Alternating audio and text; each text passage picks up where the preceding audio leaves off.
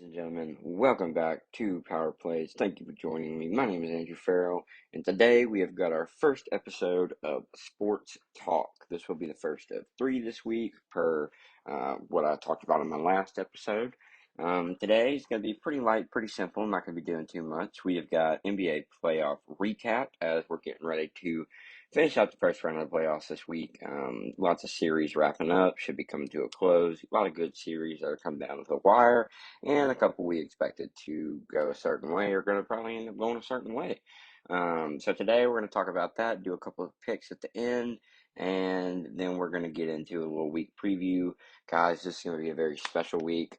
Like I said, just a lot going on in the sports world. We got NHL hockey, going to cover that a little bit more on Friday as those series wrap up as well. Today we're going to go over our NBA playoff games, both outlook for the week a little bit, and talking about the recaps, what I'm seeing, what I'm feeling about these teams. And then what I'm really excited about is the sports episode we're going to bring you on Wednesday. It's going to be great. We'll touch on that later, but expect a exciting, fun week. And so let's just go ahead and jump right in with the Boston Celtics game. Boston Celtics, your favorite for the Eastern Conference. In my opinion, they're going to cakewalk through the rest of the East. I think their only real competition is going to be Philly, and I see them being able to rout them by game 5 or 6, maybe a game 7, depending on how big Robert Williams and Al Horford can play in that series against Embiid. And Embiid's got a messed up leg right now, so we'll see. We'll see. But diving right into the game against Atlanta, just outmatched from the get-go. You can just tell that Boston is the more dominant team. I mean, Jason Tatum's out here playing 40 minutes and dropping 31, and you can just tell that he's not even fully committed. There's just not a whole lot going on in this series. Just completely dominant overall, physically, mentally, and confidence-wise. You can just tell that Atlanta knows they're outmatched. The way I know this is I point to a play in I believe it's the second quarter, and they've got Boston's coming down the court, and they've only got 4 guys, and it's Al Horford is at the top of the key. I believe Jason or Jalen Brown's to his right a little bit, JT's to his right a little bit, and then White is in the corner. And those 4 guys for Boston that are just all lined up like piece by piece right next to each other around the court, they're just wide open. They only have 4 guys down there, and Atlanta has 3 guys in the paint and 2 guys on the other side of the court. And Boston just hits this wide open three where nobody even attempts to cover them. It's just pretty sad. I don't like seeing playoff series like this. It just kind of dilutes it for me. Teams like Atlanta are very overrated, in my opinion. The fact that they went 41-41 and got in, we knew what it was going to be. Um, a big thing last night was Jalen Brown stepping up, dropping 31, and, he just looked phenomenal. He was an absolute beast. 4 or 5 from the free throw line, 3 or 4 from three, and he was just going crazy on 12 of 22 shooting is so efficient. He didn't quite do as much as the other guys, rebounds, blocks, assists, and all that. He still had 4 rebounds and 3 assists. So nothing too huge there. Only 2 turnovers, which for Boston is pretty big because what got them last year is their turnovers. It's why they didn't win, is they could not take care of the ball down the stretch. And this year they're looking a lot better. Again, this is only Atlanta. This is not really a test. You can just tell these guys are not even fully invested in this game. They're just out there to be out there, essentially, because this is just no competition. Along with Jalen Brown stepping up, another guy who really played his butt off is Marcus Smart. Had 19 points, 4 rebounds, 4 assists, 2 turnovers, but played great all night. His defensive presence is, as always, exceptional. Went 8 of 14 from shooting. Really can't argue with that. Played it very efficiently. And he's really the guy who got it started for them. He really got the offense moving early, got them out to a good lead, and he just makes Trae Young ineffective. I think Trae Young's super overrated. We'll get into that in a minute. But he really stepped up, really played well. And all around, the team played great. No complaints at all from Boston. I really see them getting through this next game and making it to the finals because it's just, they're got the East on lock. Their defense is impeccable. The only thing I see them struggling with is I worry about Boston's ability to deal with big size. Just kind of the eye test, honestly. Watching Clint Capella just physically outmatch them was not, he only had 7 rebounds and 10 points. And at the same time, you just got the sense that Al Horford is a great center because he is versatile. He's able to do a lot of different things for you. And if they don't have Robert Williams on off the bench, there's just not a lot of physicality in that Boston paint. Jason Tatum obviously is big enough to play down there with 3 blocks last night, which is exceptional. It's just, I really do worry about them having to play some of the bigs in the East, especially Embiid. I can very much see Embiid, who I think is going to end up being our MVP, just going in and really giving Boston a tough time, especially if they can't take care of the ball. Because if Embiid gets going, it's just hard to deal with because Harden and Maxey are just so explosive offensively, especially from three. And Philly's got some other great shooters around them. So that's going to be difficult. I think that's going to be the one that I worry about for Boston. No surprise there, of course. Um, and yeah, again, Jaylen Brown, Marcus Smart going crazy was huge for them. JT, of course, dropping 31, 7 rebounds, 4 assists, 3 blocks, 3 turnovers, which for him is pretty solid. Had a plus or minus 13, which is great. Al Horford, again, of course, had an even better plus or minus of plus 17, and that's based off of his fact. Like, again, he's extremely versatile. Didn't get any blocks, but had 11 rebounds, 5 assists, 2 steals, recorded 0 points. And again, he was just very effective defensively, and he is a great, kind of in that Jokic-esque category of being able to facilitate from the big spot, and he can get the offense going. Like I was talking about on that play where Boston had 4 guys open. I mean, Horford's bringing the ball down the court. Not many centers can do that, so it's really nice to. I really do enjoy his game, so that's pretty cool. And moving on to the Hawks, they're just so disappointing. I wouldn't even say disappointing because I didn't expect too much. But when they made the trade for Dejounte Murray this offseason, I was really excited about that potential backcourt with him and Young just because Murray is his mid range and slashing game is exceptional. And Trae Young works very well facilitating him from three, except for last night where he is 4 of 10. Um, and about Trae Young, he had 35 points, don't get me wrong. Um, but a plus or minus of 0, which compared to the other guys around him is fine, right? Everybody else was in the negatives. And I don't. The thing about this Hawks team, right, is they've got Collins, the power forward. He's huge. He's not huge, but he's a bigger, sturdier guy. And they play a physical brand of basketball with him and Hunter and Capella in the front court, right? And so when you also have DeJounte Murray, who specializes in getting to the paint, and then you got guys off the bench who can't really shoot. Bogdanovich can kind of shoot. He showed that last night at 2 of 5 from three. Um, the Hawks are going to be a team who in a year or two, if they can figure out a way to get some more shooting off the bench, in my opinion, they're going to have to overcome Trae Young. I mean, Trae Young to me is probably the most overrated player in the NBA. I know you look at the 15 assists and the 2 steals and the 35, and you're like, oh, great.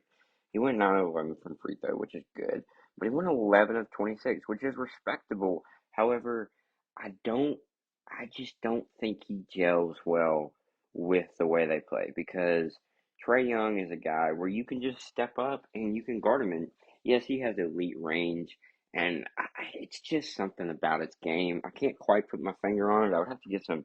I'm sure if I got some second or third level stats in front of my face, I could probably articulate this argument better. And again, I just don't like this Hawks team with him at the head. Honestly, I think if when they got rid of Trae Young, and had a trade package to go get another shooter in the draft, or maybe go get a facilitator in the draft.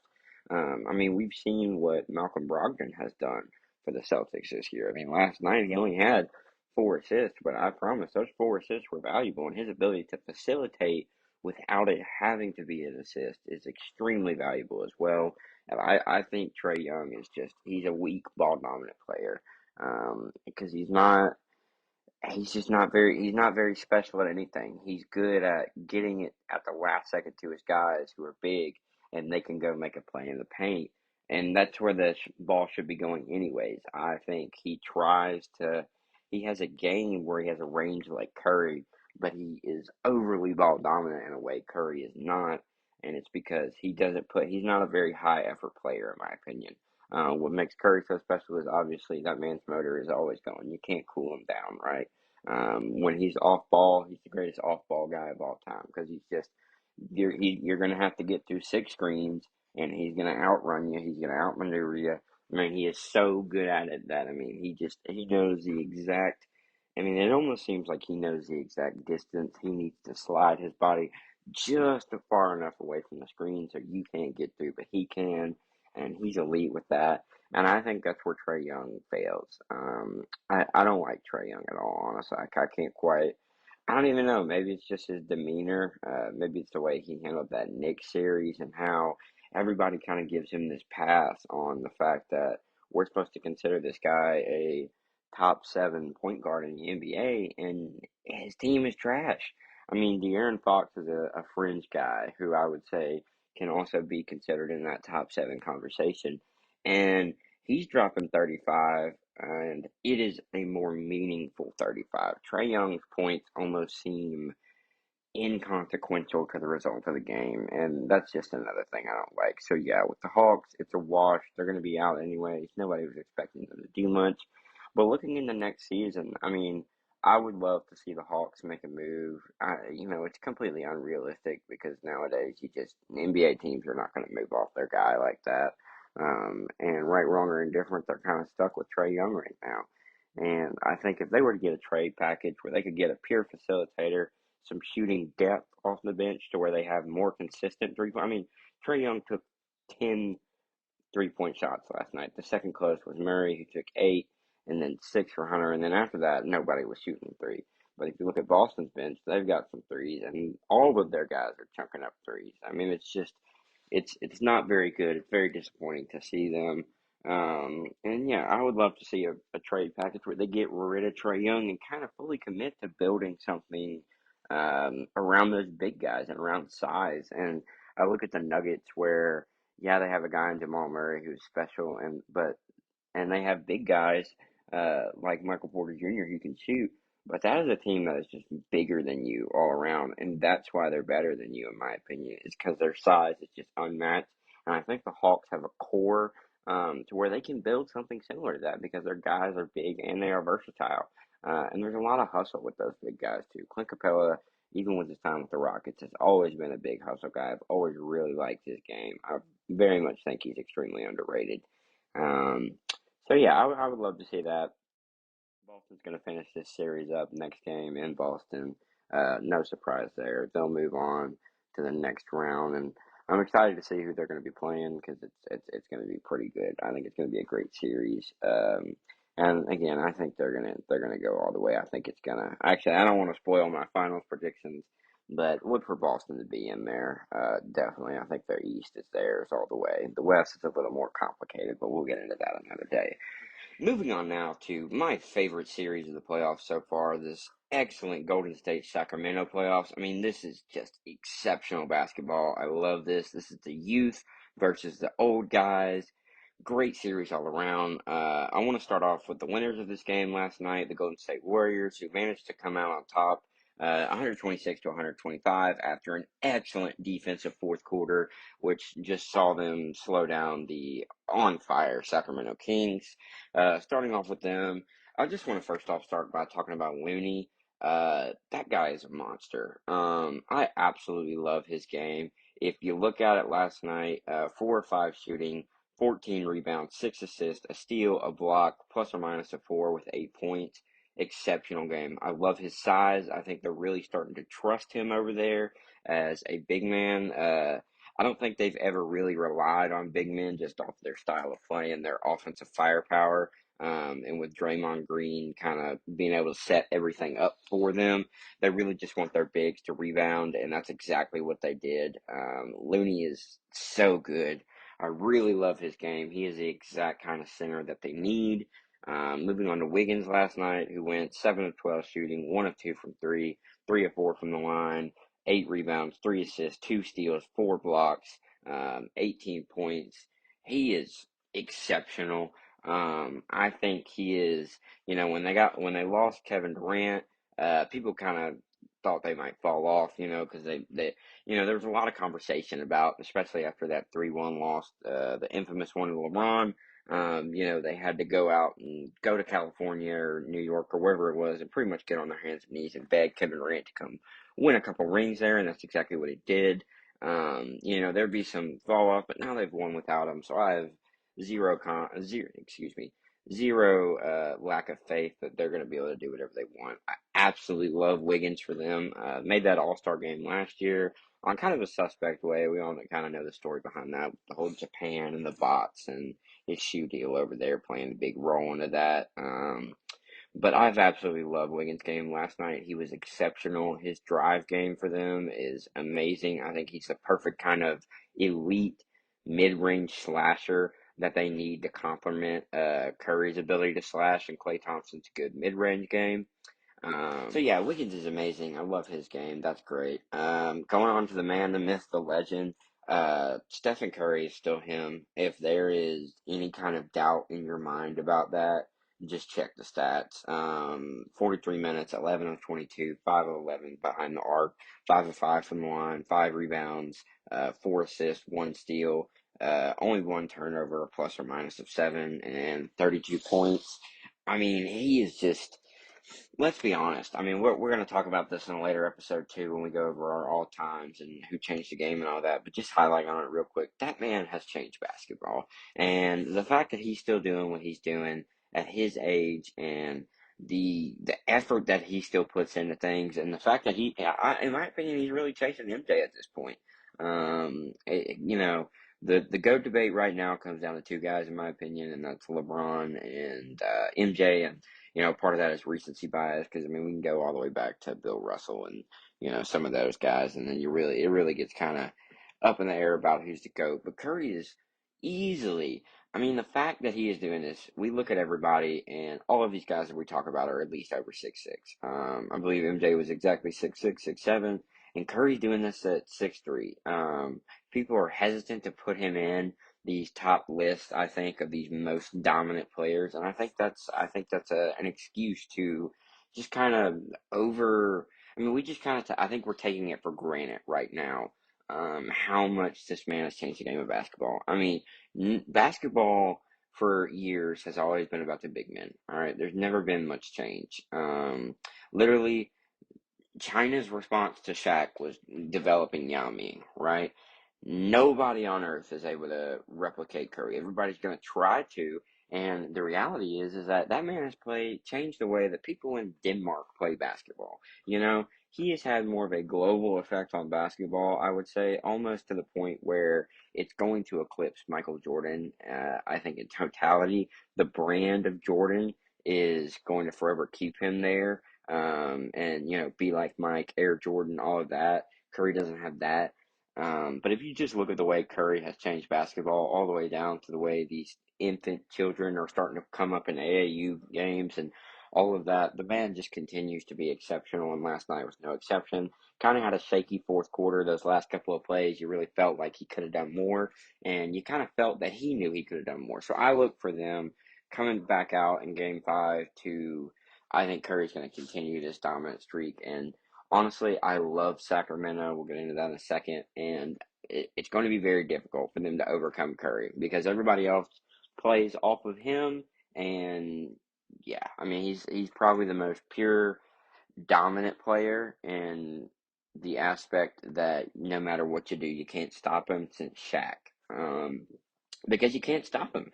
He's just too good with ball, off ball, catch and shoot, pull up and shoot. It doesn't matter. Greatest shooter of all time, undisputably, and just continues to show it. I mean, I could sit here and go on about Curry for an hour. I'm not going to waste y'all's time with that. We'll do that another day, and that's not going to be a waste of time.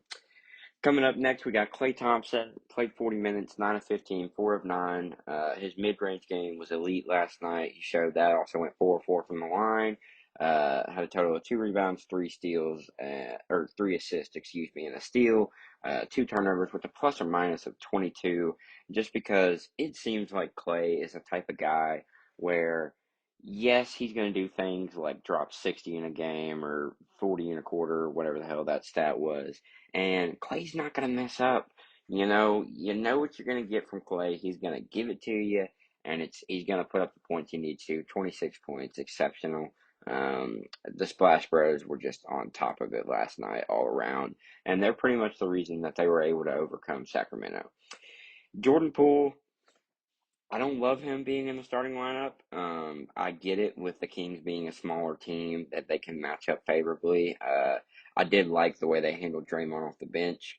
Poole did, of course, get the least amount of minutes for the starters with only 26, and he played pretty well. Nothing too crazy. His youth is very evident. You can just tell that one day, because he's around guys like Clay and Steph, that yeah, in 3 or 4 years, when they're on the way out, this man is going to be able to carry your franchise. I fully believe that. I just think he's young right now, and I think he kind of gets caught up in the fact that he's a part of something truly special, and that his name, even right now, is deservingly so. Of course, I'm not going to take away from his contributions to this team. He's part of something great. He's a young guy, and if there's baddies courtside, he's going crazy. Last night was a pretty good example of that. There must have been some Cali Johns out there. 8 of 15 shooting, 2 of 6 from three, 4 or 5 free throws with 2 rebounds, 4 assists, a steal, 2 turnovers, plus or minus a -1. It leaves some room to be desired. I would like to see him, maybe Wiggins, get those 15, and Poole kind of get those 12 shots up. I'd like to see that swap there. I think that would be a more efficient game for the Warriors. And honestly, I expect that's something they'll end up doing next game, because I imagine, based off of Draymond Green's excellent performance last night, he's going to get introduced into that starting lineup, and Poole's going to go back to being sixth man. Speaking of Draymond Green, 31 minutes last night, coming back off that 1 game suspension for his Sabonis incident, which is just still hilarious. That's why he's the best in the game. Because, you know what, that's, in my opinion, there is no dispute. That's the greatest team guy of all time. You could talk about Dennis Rodman in that conversation, maybe Monel Ginobili, just because of his willingness to always come off the bench. But Draymond Green is just doing it at a special level, and he has been for a long time. I really liked his offensive aggressiveness last night. Only went 3 of 14 shooting, but his 0 of 2 from three. But the fact that he was driving to the rim and taking those shots really allowed him to step up his ability to facilitate. Led the team last night with 7 assists, plus or minus of 8. Showed that 1 block, 1 steal, 10 rebounds. Guy did it all. Of course, he's going to get his 4 fouls just so he can, set the tone for the night. 12 points. 6 of 6 from the line. I mean, the guy just continues to be exactly, what, people give him a lot of hate. And honestly, a lot of times I don't like the guy. And you can't argue with what he's done. You can't argue with who he is. And you can't argue to his contribution, not only to the Warriors, but to NBA history, just because of what he's a part of and how he's going to be viewed in terms of making that possible. Because Clay and Steph are not Clay and Steph if they don't have Draymond to do what he does, to set the tone for them, to allow them to do the things that they do. Because he does his job so well that he doesn't have to be excellent shooting. He can go 3 of 14 and they will win because he will set the tone. He will be the second leader in rebounds. He's going to lead the team in assists, going to lead the team in steals. He did last night. And he's going to be getting blocks. Wiggins had 4, which is very uncharacteristic for him. Other than that, Green and Looney would have been tied. I really think the Kings messed up last night by letting them win. I think the Kings had it, and the fact that they got shut down so powerfully in that third and fourth quarter, where, I mean, that third quarter was just absolutely dominant by the Dubs, and then that fourth quarter as well. They didn't quite score a lot, only had 24 points to Sacramento's 33 in the fourth, and those 24 felt so much more impactful than Sacramento's. You really felt like last night Sacramento, after coming out of halftime, was just trying to. It didn't feel like they were setting the tone anymore. It felt like they were trying to slow down the Warriors. Transitioning right into the Kings. Sabonis continues to be one of my favorite up and coming guys in the league. I really love his game. Played 37 minutes last night, 7 of 13. Didn't take a three, didn't go to the stripe, but had 7 rebounds, 8 assists, a steal, and 2 blocks, 2 turnovers, plus or minus -9, which leaves something to be desired. However, those 14 points were extremely exceptional. He's another one of those guys where he's kind of in that Draymond category to me. Not quite a huge power forward. Not quite small either. He's a facilitator. I think he's a better natural scorer than Draymond Green is. However, he is exceptional at doing everything else as well. He's a perfect piece, and Sacramento's got a hell of a core with him. Honestly, in my opinion, Murray, Harrison Barnes, kind of. I don't know how long he'll be around there, but those three guys, including Sabonis, is going to be an exceptional core. Sacramento's got a great outlook. They are probably going to be my team. Them and the Grizzlies are going to be two of the most explosive. Them, the Grizzlies, and the Nuggets in the next 3 or 4 years are going to be the teams of the West. You're just not going to be able to compete with their versatility and offensive firepower. Speaking of offensive firepower, De'Aaron Fox, oh my goodness, 40 points, 41 of 31 shooting. 4 of 11 from three, but those 4 threes, especially that last one, in Draymond's face to give them the edge, put him to 25 was just so good. I mean, he played so good. I've loved the way he has carried this team. He has really come onto the scene pretty much since the All-Star break. Has been unstoppable this year. 6 of 8 from the stripe, 9 rebounds, 5 assists, a steal. 3 turnovers with 4 personals. You don't love that, but those 38 points, you just can't get over it. I talked about it a minute ago. So much more impactful than Trae Young's 35, and you just feel that he is a real leader of this team. Also, the young guy Murray giving 23. I love that. I don't love the fact that Harrison Barnes had that last shot. I'm gonna be honest. I don't like that at all. Actually, I think that's the wrong guy. That guy had a plus or minus -12, 9 points, 1 assist, 3 rebounds. Harrison Barnes is you know what, he's gonna play. He has to play that three, um, or I guess he technically has to play the four because they play Sabonis in more of a five role. And I don't love Harrison Barnes. I think if this offseason they would go and improve that spot, this team is making a deep run in the playoffs, and I think they're going to benefit from the fact that the Warriors are aging. Um, I think they're going to match up well with the Grizzlies in a couple of years. I think it's going to take them a while to overcome the Nuggets. I think the Grizzlies have a better chance, especially if we had Adams and Clark healthy right now. They have a better chance of overcoming the Nuggets in a year or two. But this Sacramento team, and also really like Lyles off the bench, the young guy, the big center, or excuse me, Lynn, I should say. With this Sacramento team, last night for me at least, it felt like they lost that game more than the Warriors won. And it felt like such an impactful game because their youth showed. Like De'Aaron Fox going, within 1 minute, about 40 seconds left, and he's trying to take on two defenders, and he had plenty of time. And it really just shows that while, yes, this is an extremely talented, uber athletic, going to be something special kind of team, they're not there yet. They're too young at the moment. Even Malik Monk, who's kind of a veteran presence from them, two of four, excuse me, 2 of 5 from three, had 16 points, was exceptional. Um, Guys like that, they're still young, and he's considered. I would consider him the veteran presence on that team because Harrison Barnes, I just don't even count. Again, I've never been a Harrison Barnes fan, and I think he is nothing but a detriment to this team at this point. And the fact that he gets 31 minutes is just not very. They don't have a lot of size, so I understand it. They have to get bigger, and if they do, this Kings team is going to be really, really good. I really liked him, and I think if they were playing almost anybody else other than the most experienced winningest team in the NBA right now, then that this would be. I think they would probably be edging out of this first round. I don't see that happening though.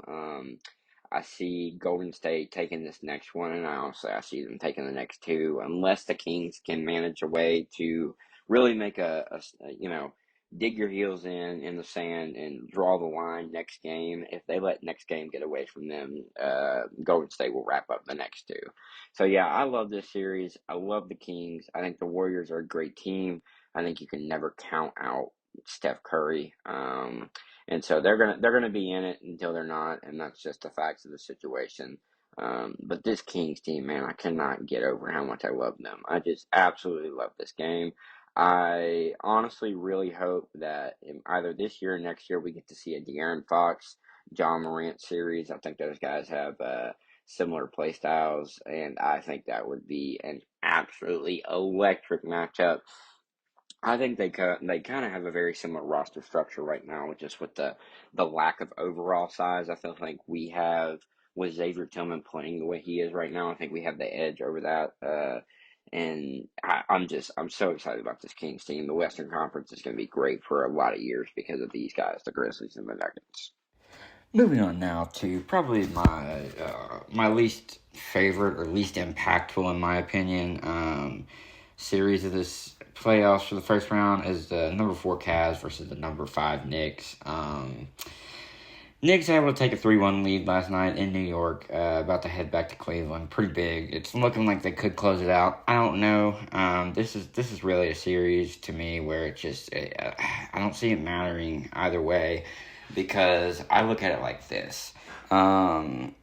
Starting with the Knicks, all right? Jalen Brunson is absolutely special. They absolutely stole him for whatever, I think it was like $30 million that they got. They're way underpaying that man. The way he's played this year is absolutely amazing. And last night, no different. I mean, 5 of 9 from 3, 11 of 22 shooting, 6 rebounds, 6 assists, a steal, a block, 4 turnovers, but he dropped 29 with a plus or minus of 9. Played highly efficient. He very much set the tone for them offensively all night, which actually led to R.J. Barrett, who was quite inconsistent, stepping up. I mean, he went 0 of 6 from 3, but he went 8 of 13 from the stripe, 9 of 18 from the field. 2 rebounds, 1 assist, 1 block, plus or minus of 2, but he had 26 points overall, and had some big buckets. He didn't have the last bucket for the Knicks, but when he hit that shot, as the shot clock is expiring, to put them up by 10 with about 40 seconds left, that was a dagger. He played excellent last night, really stepped up. I really enjoyed Josh Hart's game. I think he's a very good pure scorer. I don't think he does much else. I mean, he had 7 rebounds last night. But he plays his role very well. He's very good at attacking. Mitchell Robinson for the Knicks is kind of an enigma in my opinion, because he shouldn't be as dominant as he was last night. He just shouldn't. He's not good enough, right? And I don't mean that in a bad way. Obviously, every NBA player, especially if you're a starter, is, extremely talented, right? But to me, it just kind of felt as if he benefited from being the biggest guy on the court. I believe Jared Allen and Mobley are similar size. However, Mitchell Robinson plays much bigger. His frame is much thicker. He looks like a grown man, he just looks like a grown man out there against those guys. And they played well.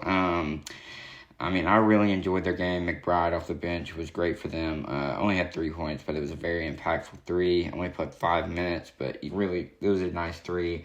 I like Toppin. He came in, gave him some decent minutes. And then Hartstein is kind of I don't know. I don't really. He was a very versatile guy last night. I only put up 1 point on 0 of 1 for shooting, 1 of 2 from the stripe, 8 rebounds, 2 assists, 2 blocks, 2 steals, 2 turnovers. All around solid night. I think this Knicks team is good. I think they should be building around Brunson and Randall. I think they need to move off R.J. Barrett this offseason, see what they can't get for him in a trade package, maybe get themselves some more depth in the draft, free up some money in free agency, keep Hart. Even if they do edge out this series, they're not going past the second round. So it's a pretty inconsequential series either way. I don't really love this Knicks team too much. I think they're just kind of benefiting off the fact that they're hot right now, and they've kind of been on that wave. However, this Cavs team, I really like this Cavs team. They very much underperformed, and I think they very much showed their age. Mobley is a guy who I really like. I just think he needs to start playing bigger. I think he needs to get more confident. The 2 blocks I love. Jared Allen not having any blocks, I really don't love. He looked pretty. Like I said, I mean, it looked like Mitchell Robinson just kind of was toying with him. He had 7 on 11 from the field, 4 rebounds, only and 1 steal from a guy who is uber talented, has the ability to be a dominant drop down big. I mean, his paint movement is unmatched because he has extreme athleticism. However, I think at times he just lacks the confidence and that killer instinct. And I think that's a big problem with this Cavs team, especially with like Donovan Mitchell. I think Darius Garland has the closest to like kind of that MJ Kobe mindset. Even LeBron. LeBron might not always be as clutch, but he's going to take the shot.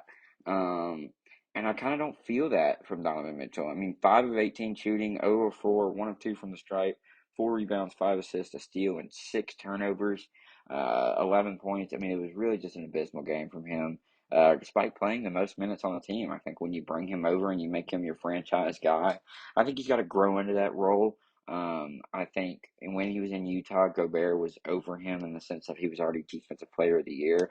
And Donovan Mitchell, I mean, Gobert was an offensive liability, so Donovan Mitchell just had to score, and that's all he has to do. Well, now he has to be the leader of the team. They're paying him to be the leader of the team. He's the face of their franchise. Um, and I think him and Darius Garland could be truly something special. Garland last night in the first half looked horrible. Comes back out in the second half and was on fire. Ended up with 23 points, 10 assists, and those were huge points and huge assists, 0 turnovers. Played extremely efficiently. Still ended up with a plus or minus of -7 due to Brunson just absolutely cooking. Um, and you know what? I think this Cavs team, if they can get again, I think it's their youth. I really like even Okara and Osman off the bench. This is a good core. Levert is solid, gave him 14 last night. But those bigs, those two young bigs, they gotta get bigger. They gotta start playing mentally bigger, in my opinion. And Donovan Mitchell has really got to accept that he doesn't have to be doing too much. Garland can complement him really well, and there's no reason why Garland and Spida cannot be going alternating 25-35 every single night. Both of them are that talented offensively to do that. And Garland is usually going to be the guy that's closer to that 25, in my opinion, because he's a much better facilitator. But Mobley and Allen, those guys have got to be at least giving you 17, 19 points with 10, close to 10 rebounds, because Jaren Allen with sub 5 rebounds is just not acceptable. And the one steal, yeah, but I mean, nothing really going. Karis LeVert is going to be who he's going to be. I think they need to add somebody better in that role because right now I think their best like depth guard is Ricky Rubio, and you know he's been around longer than dust. And with 2 rebounds, 2 assists, didn't score last night, didn't even take a shot. That's just also you're not going to get that. So Karis LeVert, they've got to get bigger with their bigs. All of their bigs are talented, I think. I just think they don't play big. This big Cavs team feels like they play small ball, and that can be fixed. I honestly, if they stay healthy, they keep growing, they get better and better. I think this playoff series is going to be great for them because I think next year when you come back, Donovan Mitchell's been there, Darius Garland's been there, Mobley, Allen, they're going to learn from this because they're going to lose to a Knicks team that is, in my opinion, substantially worse than they are, at least talent wise, because they let RJ Barrett drop 26. And when you're doing that, you're just not doing something right. And I think they know that. And I really do expect them to get better next year after the draft and free agency gets all wrapped up. Hopefully, they just get some more depth, get some better pieces going.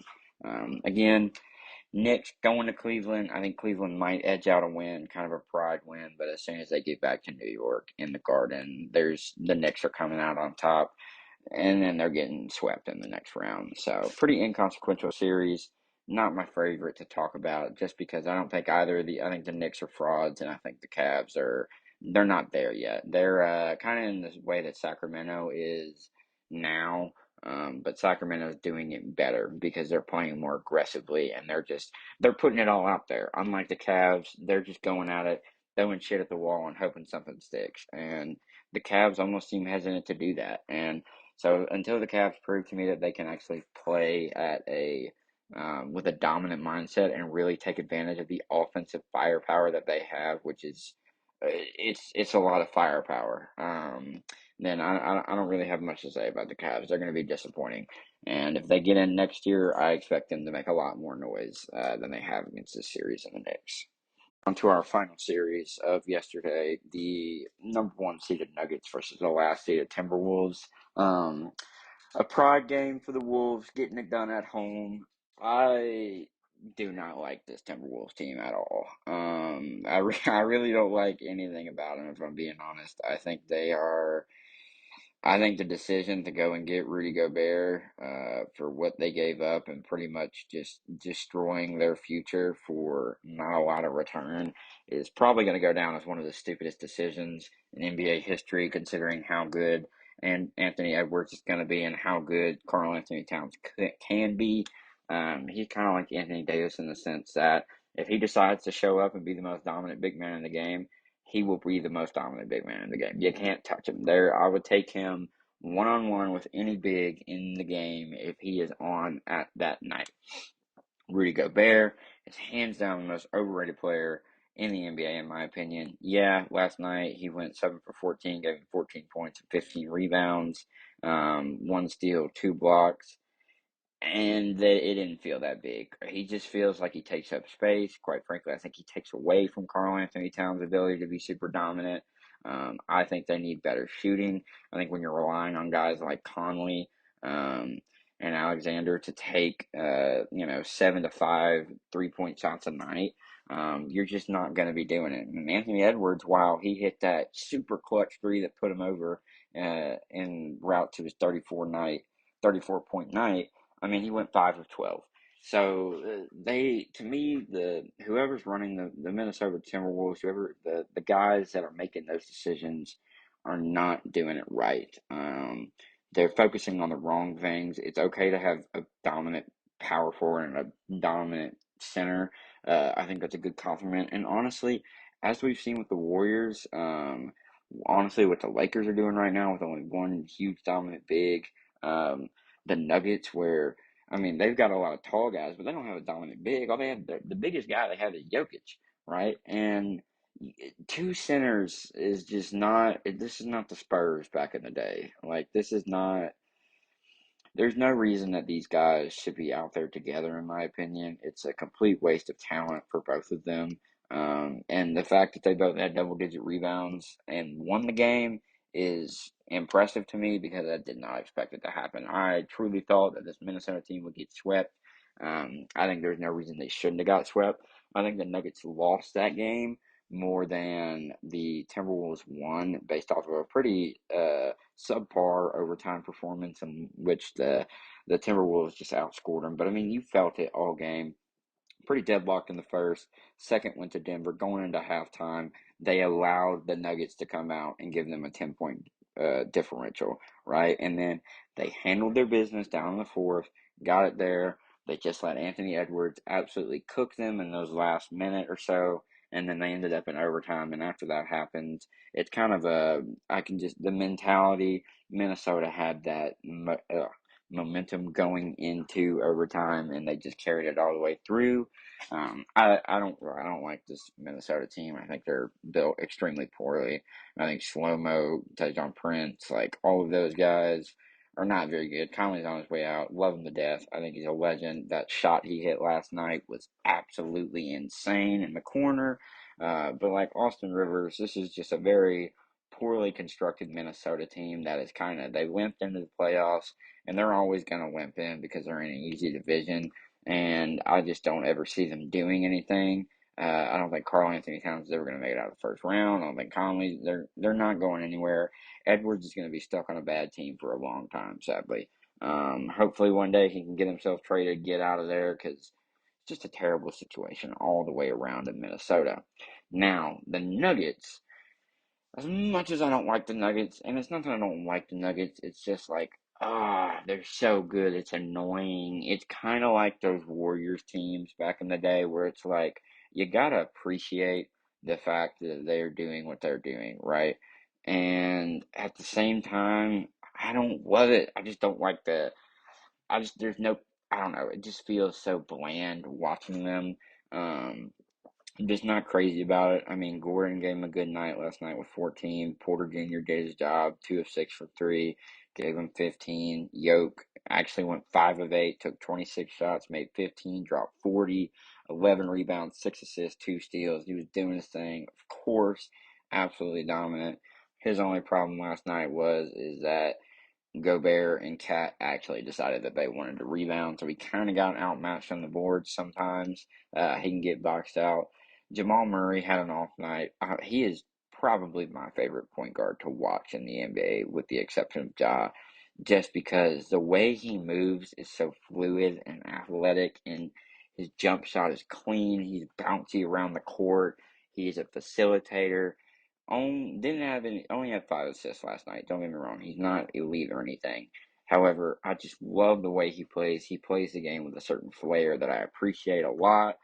And KCP, all of those guys, they played iffy. And the bench guys, Brown dropped 11, but only getting 5 from KCP is just on 1 of 4 shooting. He did give him 3 rebounds, 2 assists, 2 steals, and a block. Michael Porter Jr. had 2 blocks, which is second only to Anthony Edwards, who was, again, just absolutely went off last night. 3 blocks, 2 steals, 5 assists, 6 rebounds, and then that 34. It's just insane. I cannot get over how well he played last night. I knew last night, like literally when I was talking about the game before last night, I was saying Anthony Edwards is going to be the reason they win this game if they win this game. Next game, going back to Denver, and it's going to be a cut and dry, wash your hands of it kind of series, in and out for them. Not really expecting too much. Now, outlook wise, I mean, I don't even want to talk about the Nuggets team because I just think they're going to walk through the West. I think they're going to go to Boston, and I think they're going to beat Boston in the finals by a marginal. I think if they go to Boston, Jason Tatum and Jaylen Brown will keep Boston in the series. However, I could see the Nuggets winning it pretty handily at the same time. I don't see Boston being as favored as I could see the Nuggets being as favored because with Murray being as athletic and shifty as he is, and the fact that they do have smooth guys coming off the bench, um, their size is just insane. Aaron Gordon is a paint monster. Jokic is a paint monster. And then Michael Porter Jr. is a very versatile scorer. He can score inside, outside. He's got that KD kind of frame. He's not Kevin Durant by any means. He's not that good at scoring. He can't. He could be. He has the potential to be, and I don't ever see that happening. Just because his demeanor and his mindset is not. I would say it's not as killer as KD's in my opinion. I just don't. His body language. He just does not protrude confidence, and that's kind of what you need at that frame to be able to do that. Because yeah, I mean, he has the potential to make any shot on the court. He just doesn't always have the confidence to take it, and he doesn't always look as confident in his jump shot. But when he's on that thing, he is crazy. He is insane. So this Nuggets team is a cakewalk. I mean, they're gonna destroy anybody in the West. I think the West is a uber competitive conference, and I think the Nuggets still stand head and shoulders above. I think the Nuggets suffered this year from being so good that it gets tiring. And I think that's kind of what happened again last night. Like they walked in and they were like, yeah, this team is not worth our time because it's not. The only team that is worth the Nuggets' time is going to be the Boston Celtics in the NBA Finals. Anybody else, if they really get motivated enough, they will destroy them. So I have no doubt in my mind this is going to be them. They're going to go in the next game and just absolutely wipe the floor with Minnesota. I think they're going to.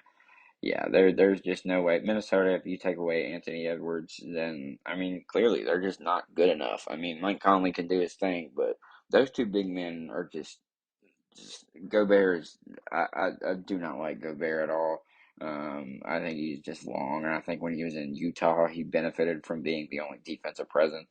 And he was younger, and now he's just trash in my opinion. So yeah, I mean, this is going to be a pretty cut and dry series. Not much to talk about there. Um, and with that, that covers all of our playoff games for the day. Now that we've wrapped up the games from yesterday, let's get into the games tonight. Grizzlies taking on Lakers in LA. Huge game for the Grizzlies. I think this is a real tone setter for them. Obviously super excited. I don't want to get too into it because I really don't want to spoil it because I'm super excited again about the episodes we'll talk about a little bit later. I got something really special planned for Game 5 for them. So I just really hope that the Grizzlies tonight can come in, ride Jaws' extremely hot performance, take it to the bank, and get a dub, split the series in LA just like they split it in Memphis. And then I see it going back to back to back. If we can get one tonight, we will win this series in game seven because we'll go to Memphis, we'll win, we'll go back to LA, we'll lose, and then we will go to Memphis, benefit from having game seven in the Forum. And just Jaw will go off, Jaren Jackson will go off, and it will be game seven W. That will be great. That's ideal. That's how I envision this series going down. Lakers favored, spread -4.5, over-unders at 222. Going to be a high-scoring game. I think everybody knows that this is going to be an electric one and a real tone setter. And I think whoever wins tonight will take the series because at this point, the Grizzlies, this is a big game for them, equally as it is for the Lakers. Bucks Heat, without Giannis, this is gonna be a wrap up kind of couple of games for them. It's just not the Heat are gonna win, and it's they're gonna go to Miami tonight, take a 3-1 lead. They're gonna go to Milwaukee. If somehow Giannis is back, then he's back. The Bucks have a chance, but without him, they're just not good enough. I mean, he's the Greek freak. He's, in my opinion, the closest thing in terms of physically unstoppable as we've seen since Shaq, just because of his size, length, athleticism, all of that. And he's gotten better every year he's been in the league. He's going to be great for them. He's going to, we take for granted his winnings nowadays, I think, because it's just, yeah. I mean, he drops 50 every night, and we just kind of take that for granted now. I think it'll show back up in the playoffs next year. Milwaukee is favored by 7.5 right now with an over under of 218. However, I don't see much going down tonight. I think the Heat are going to wrap this one up pretty clean, get bounced in the second round. So yeah, with that being said, guys, I'm really excited to talk about these upcoming episodes. The reason I'm so excited is because, guys, this is going to be Wednesday. It's going to be an absolute banger video. Like I said, coming off of Game 4 tonight, Game 5 is going to be in Memphis on Wednesday. It's going to be amazing, great atmosphere. I am so excited about that game. I've got a couple of special guests coming on, so we're going to have a real powwow. Expect there to be about a 15 to 30 minute Grizzlies talk, all right, with me and a couple other people. We're going to be spitballing outlook, how we feel about everything. And then it's my favorite time of the year. It's NFL draft season. The first round starts on Thursday. So I'm super excited to announce the guests we're going to be having on. I'll be with my buddy Jack Myers. We're going to be doing a mock draft back and forth. We call it kind of like a let's mock doc, right? Where somebody's going to have the first pick, other person's going to have the second pick, and we're going to go back and forth and just really break down our big boards and how we think the draft is going to shake out. Talk about potential trades, landing spots, the quarterbacks, all of that. Super excited about that. That's going to be a high production video. Wednesday is going to be great. I would say today is still kind of, I've gotten better already from last week to today, but Wednesday is going to be a big step in the right direction for the podcast. And if everything goes to plan, as I believe it will, it's going to be a very exciting time. Friday, going to be great. Recapping the first round, looking at these second round guys, talking about the NHL playoffs. Might have a little bit something special. I don't know if the Powerful People episode is going to be Thursday or Saturday because we got Memphis Showboats on Saturdays. So that's going to be a home game prime time. Expect a podcast centered around that, and honestly, the atmosphere. We're going to go tailgate, me and my buds. It's going to be a great time. We're going to get some content there for you guys. So on Friday, like I said, we'll be wrapping up NHL playoffs. We'll have some series that are concluded in the NBA. Do some second round outlook. Talk about the Showboats. And guys, this is going to be a great week. Today's a good starting point. Not quite perfect yet, but yeah, later this week is going to be amazing. I'm very excited. With that being said, ladies and gentlemen, I was going to give you all some sports bets today, but this is going to end up coming out a little bit late. I had to go take care of some personal business, so this kind of got chopped up a little bit. But on Wednesday, we'll have some for sure smack picks for both Wednesday afternoon and evening, as well as Thursday going in. Friday, I'll give you all some great picks as well. So yeah, we'll get into that later in the week. Just didn't really have time today. Like I said, I'm still figuring this out. The editing and the amount of time they're recording and trying to pace myself. Like I had some segments today go longer than the others, and I had to cut back on the last two or three to talk about because I went a little bit over. So we're still figuring this out. Just keep rocking with me. It's going to get better and better. And with that being said, ladies and gentlemen, thank you for tuning into the first episode of Power Plays. Next Monday, we will have our first Medical Monday segment, so tune back in for that.